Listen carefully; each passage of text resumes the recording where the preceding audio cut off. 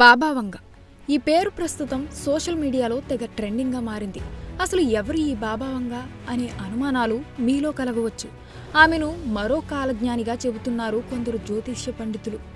బాబా వంగ చెప్పిందంటే వెన్నులో వణుకు, గుండెల్లో గుబులు ఖాయంగా కనిపిస్తుంది.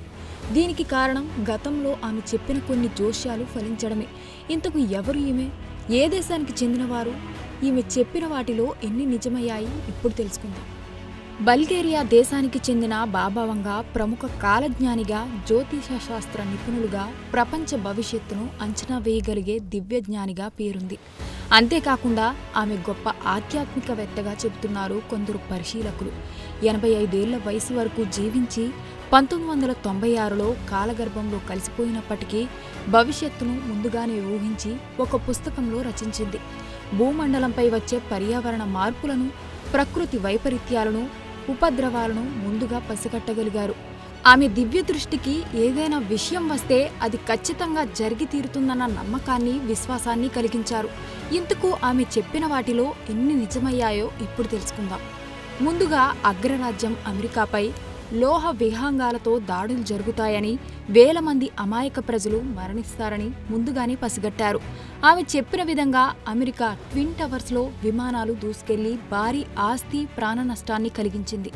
అలాగే 2004 డిసెంబర్ 26న ఇండోనేషియాలో పెద్ద ఎత్తున సముద్రపు రాకాసి అలలు పోటెత్తుతాయని చెప్పారు.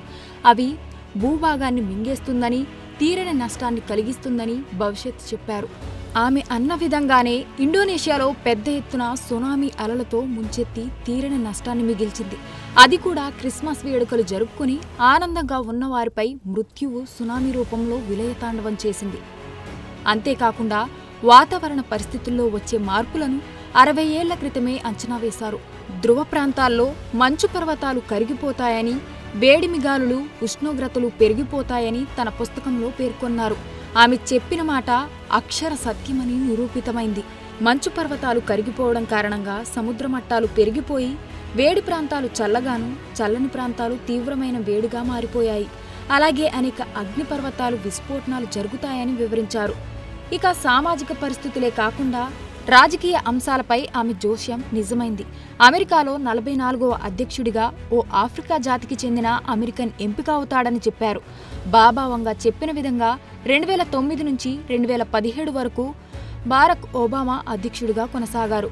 అలాగే 2019లో కరోనా అనే వైరస్ వ్యాప్తి చెంది ప్రపంచం అల్లకొల్లోలం అవుతుందన్నారు. కరోనా కారణంగా ప్రపంచ దేశాలన్నీ ఆర్థికంగా, సామాజికంగా, భౌగోళికంగా భారీ నష్టాన్ని చవిచూశాయి. అలాగే బ్రిటన్ యువరాణి డయానా ఆకస్మిక మరణాన్ని కూడా ముందుగా వెల్లడించారు.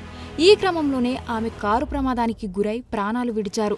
ఇకపోతే ఇప్పటి వరకు చెప్పిన వాటిలో చాలా వరకు నిజమయ్యాయి. ఈ క్రమంలోనే 2025 జూలై 5న జపాన్లో పెను భూకంపం సంభవిస్తుందని ఆమె జోస్యం చెప్పారు. ఈ నేపథ్యంలోనే అక్కడి వాతావరణ పరిస్థితులన్నీ మారిపోయాయి. మొన్నటి వరకు ప్రశాంతంగా ఉన్న జపాన్ గడిచిన కొన్ని గంటలుగా వరుస భూకంపాలకు గురవుతుంది.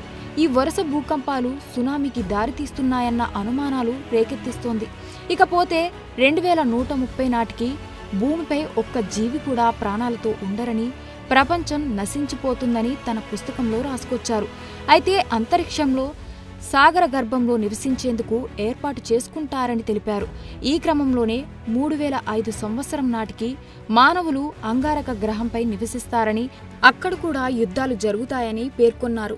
ఇలా ఆమె చెప్పిన జోస్యాలు ఒక్కొక్కటి ఫలించడంతో ఆమెను మరో కాలజ్ఞాని పోతులూరి వీర బ్రహ్మేంద్ర స్వామితో పోలుస్తున్నారు.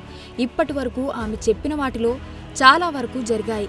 ఇక మిగిలింది జపాన్ మెగా భూకంపం, అంగారక గ్రహంపై యుద్ధం.